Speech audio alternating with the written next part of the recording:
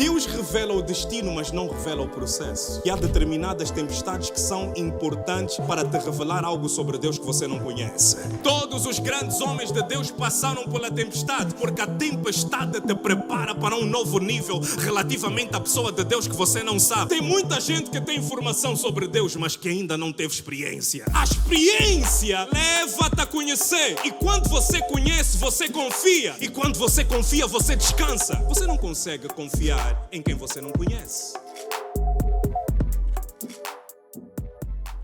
Nós acabamos de ler no livro de Lucas, capítulo número 8, a partir do versículo número 22 até ao 27, ou 25, melhor, que vai ser a base da nossa pregação.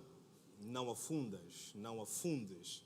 Nós vamos estar a falar sobre este tema na tarde de hoje. Portanto, num daqueles dias, como diz aqui as Sagradas Escrituras, Jesus entrou num barco. E assim que ele entrou dentro do barco com os seus discípulos, ele deu uma ordem aos seus discípulos. Ele disse: passemos para outro lado. Passemos para outro lado. E essa ordem de Jesus, ela fez-me, de certa forma, quando eu estava a estudar o texto, dialogar com o texto e comecei a conversar com o Espírito Santo sobre o texto, porque dentro do contexto, Jesus sabia que eles haveriam de passar por uma tempestade, pastor. Porque Jesus, na sua capacidade naturalmente divina, na sua omnisciência, sabendo todas as coisas, ele sabia, mesmo não existindo meteorologia naquela altura, ele já sabia que se entrassem naquela hora, haveriam de encontrar tempestade no meio da jornada. Ora, eles tinham o destino, mas não sabiam o processo. Jesus deu o destino, mas não lhes disse, nem lhes revelou o que haveria de acontecer dentro do processo em que eles estavam a sair de um ponto e indo para o outro ponto. Jesus apenas disse: passemos para outro lado da margem, passemos para outro lado do lago. Portanto, Jesus revelou o destino, mas não revelou o processo.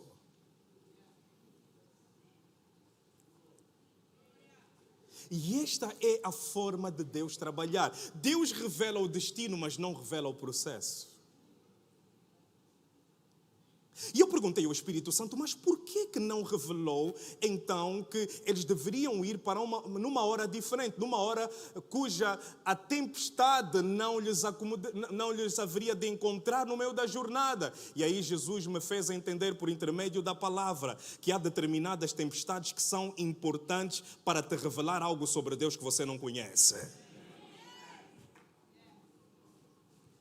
Eles andavam com Jesus, mas não sabiam que Jesus podia acalmar a tempestade. Ainda no capítulo número 8, se for a ver a partir do versículo número 1, a Bíblia nos diz que Jesus andava de cidade em cidade, de aldeia em aldeia, com os seus discípulos pregando o Evangelho. Quer dizer que os discípulos andavam com Jesus, mas não sabiam que ele tinha poder e capacidade para acalmar a tempestade. Eles comiam com Jesus, mas não sabiam que o seu Jesus acalmava a tempestade. Eles iam à igreja, permitam-me aqui conjecturar ou fazer aqui uma alegoria, na terça, na quinta, no domingo, mas eles não sabiam que o Deus que estavam a adorar era um Deus que tinha capacidade de acalmar tempestades. Meu irmão, é isso que Deus permite na vida de pessoas, que Deus quer revelar, que por intermédio da tempestade da sua vida, há um nível sobre ele que vão conhecer. Há determinados níveis sobre Deus que somente a tempestade te pode revelar.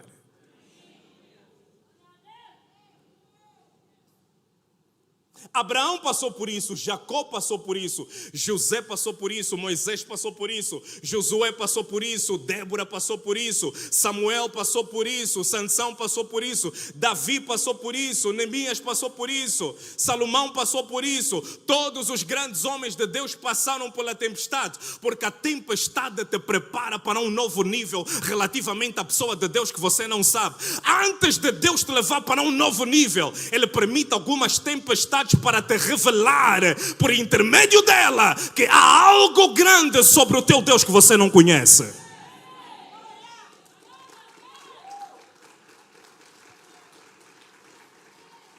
Lembra-se de Jó? Jó conhecia Deus de ouvir falar. Jó era uma pessoa temente a Deus. Jó, diz nas Sagradas Escrituras, a partir do versículo número 1, que Jó, ele era um homem íntegro, vivia servindo a Deus. Ele vivia com integridade, quer dizer que ele tinha um nível de fé que estava apoiado na informação que ele tinha relativamente a Deus. Mas uma coisa é você ter informação, outra coisa é você ter experiência. Tem muita gente que tem informação sobre Deus, mas que ainda não teve experiência. Eu posso te dar toda a informação sobre andar de bicicleta, mas você nunca saberá qual é o prazer de andar de bicicleta se não tiver pela experiência. Posso te ensinar aula número 1, aula número 2, aula número 3, mas enquanto não passares pela experiência, não saberás o sabor de andar de bicicleta. É como funge. Eu estou a dizer, pastor, não fala isso, minha barriga está mal a essa hora. É a mesma coisa, tem determinadas informações, na verdade, conhecimento sobre Deus, que você só pode obter por intermédio da experiência. A experiência leva-te a conhecer, e quando você conhece, você confia, e quando você confia, você descansa. É por isso que nós vemos os homens de Deus a dizer na Bíblia, nós que cremos entramos no descanso. Você não consegue confiar em quem você não conhece. Você terá dificuldade em confiar numa pessoa que você não conhece. Por isso é que Deus permite determinadas experiências argosas, determinadas experiências duras, amargas na tua vida, mas que no final do processo você vai entender que afinal de contas foi necessário passar pelaquela tempestade para saber que o teu Deus acalma tempestades. Será que eu posso ouvir um amém? Diga glória a Deus. Diga aleluia. Dá um quata no teu irmão e diga, a tempestade não me vai afundar.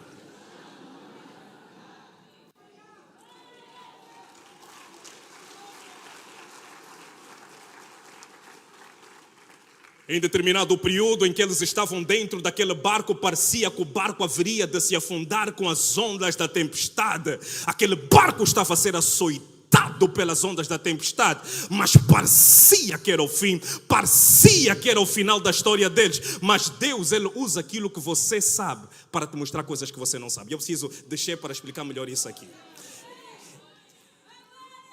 Por exemplo, a Bíblia nos mostra que o apóstolo Paulo era um homem do ponto de vista retórico, ou melhor, do ponto de vista de conhecimento, que tinha muito conhecimento. Ele era alguém que dominava de retórica, ethos, patos e logos, que são 3 elementos que fazem parte, os 3 pilares da retórica. Portanto, Paulo dominava a retórica. Paulo também, ele dominava a informação, dominava as leis. Ele era um fariseu que encontrou-se no meio do caminho, perseguindo os do caminho que estavam em Damasco. Portanto, no caminho para Damasco, Deus encontrou Paulo e mudou o caminho dele, porque ele estava a ser um perseguidor dos seguidores do caminho e tornou-lhes num pregador do caminho. Então, Deus faz isso. De perseguidor de caminho para pregador sobre o caminho. Quem é o caminho? Jesus. Eu sou o caminho, a verdade e a vida, e ninguém vem ao Pai senão por mim. Se nós entrássemos agora numa máquina do tempo e viajássemos até o tempo de Paulo, os cristãos não seriam chamados de cristãos, seriam chamados de seguidores do caminho. Portanto, Paulo, cheio de fúria, ele pegou cartas no sumo sacerdote para poder perseguir os seguidores do caminho de Damasco. Mas foi no caminho de Damasco, para perseguir os seguidores de Damasco, que Deus mudou o caminho dele. Eu quero te dizer, meu amado irmão, não sei quem é que te persegue na tua casa ou na tua família, mas basta um encontro com Jesus para mudar completamente o destino da tua família. Talvez aquele que te está a perseguir amanhã vai ser o maior pregador da tua casa. Oh, glória! Portanto, Paulo, eu vou continuar, ele era alguém que do ponto de vista de conhecimento, ele tinha muito conhecimento. Diz nas Sagradas Escrituras que ele aprendeu aquilo que sabia aos pés de Gamaliel. Quer dizer que ele tinha muita informação sobre a pessoa de Deus. Mas somente depois daquele evento em que ele teve a experiência com Deus, é que ele começou a conhecer Deus de uma forma diferente. E lá Paulo, ele, inclusive, que tinha alguns debates. Sabia que Paulo tinha alguns debates? Tinha alguns debates sobre a palavra com as pessoas. Ele ia no sábado, ia até ao templo e começava a debater sobre a palavra. Pregava Jesus. Então, Paulo era um homem erudito. Esta é a conclusão que eu quero chegar. Paulo era um homem que, do ponto de vista de conhecimento, tinha muito conhecimento, mas ele entendeu que a minha palavra, ela não consiste em conhecimento humano, não consiste em sabedoria humana, mas consiste em demonstração de power. Eu sei que você ainda está a aquecer o motor, eu sei, já vamos decolar. Então, Paulo, ele tinha muito conhecimento, ele tinha muita informação e foi usado por Deus. Mas dentre os 12 discípulos, nem todos tinham o mesmo nível intelectual que Paulo tinha. Sabe por quê? Porque Deus não se manifesta dentro da tua intelectualidade. Porque se Deus se manifestasse dentro da tua intelectualidade, você teria que ser uma pessoa muito inteligente para Deus te usar. E Deus seria injusto. Então, Deus não se manifesta dentro da tua intelectualidade. Ele manifesta-se fora da tua intelectualidade. Deus não pode ser sentido dentro dos teus 5 sentidos. Ele tem que ser revelado. E para Deus ser revelado, ele precisa de uma situação difícil na tua vida. Então, a situação difícil não é para acabar contigo, mas é oportunidade de revelação da glória. Quanto mais situações difíceis, mais oportunidades de revelar a glória Deus tem para revelar. Assim você pode entender melhor o evento que aconteceu em que Jesus, ele esperou que Lázaro morresse. Esperou que Lázaro tivesse a cheirar mal. Esperou que a situação dele ultrapassasse a lógica humana para ele entrar em cena. Ele entrou em cena e ele disse: crê somente, crê. Não te disse, se tu crês, tu verás a glória de Deus. Não é uma questão de lógica, é uma questão de fé. Se tu vês fé, tu vais ver a minha glória se manifestar na tua situação caótica. A situação de Lázaro é caótica, a situação de Lázaro já cheira mal, a situação de Lázaro, o médico já disse que não é possível, mas o médico dos médicos entrou na casa e ele disse: se tu crês, verás a glória de Deus. Oh my God. Então, tudo isso era com base na experiência do Espírito Santo, que levou Paulo a entender Deus numa dimensão totalmente diferente. É por isso que Deus não se manifesta na tua intelectualidade. Você não precisa fazer parte do grupo dos mais intelectuais da igreja para Deus te usar. Os sabichões da igreja, os cheios do Espírito Santo. Deus, ele vai usar aquilo que você conhece para te mostrar coisas que você não conhece. Ele vai usar aquilo que você sabe para te mostrar coisas que você não sabe. É por isso que você vê que para Nicodemos, que era rabino, Deus se manifestou como rabi. Para Pedro, que era pescador, Deus disse: Pedro, eu vou te fazer pescadores de homens. É por isso que para Davi, que era pastor de ovelha, ele interpretou Deus na perspectiva dele e percebeu que Deus é o bom pastor e disse: o Senhor é meu pastor, nada me faltará.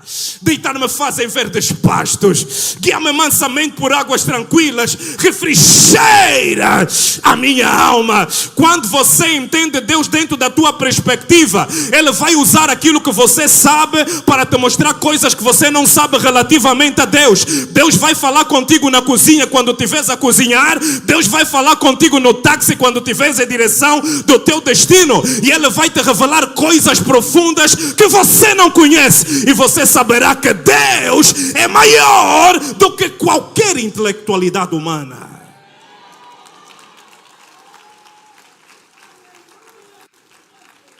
Será que eu posso ouvir um amém de verdade? Deus Deus usa aqueles que não são para confundir aqueles que são. E agora eu vou-te falar de alguém que fazia parte dos 12 apóstolos de Jesus e não tinha a capacidade que Paulo tinha, mas tinha algo diferente. Tinha o Espírito de Deus. Eu estou a falar de Pedro. Pedro, meu amado irmão, ele passou por 2 momentos épicos. O primeiro momento épico dele é que, enquanto Jesus estava dentro a ser julgado pelos homens, Pedro, ele ficou com medo, ficou atemorizado na porta do templo. E chegou a primeira pessoa e disse: tu és discípulo de Jesus. Ele disse: não, eu não sou discípulo de Jesus. Não. O segundo, ele disse: tu és discípulo de Jesus. Ele disse: não, eu não sou. Embora não sou. O terceiro, ele disse: tu és sim, porque tu falas como ele. Sabe o que isso me mostra? Que cristão é aquele que manifesta Cristo no seu falar.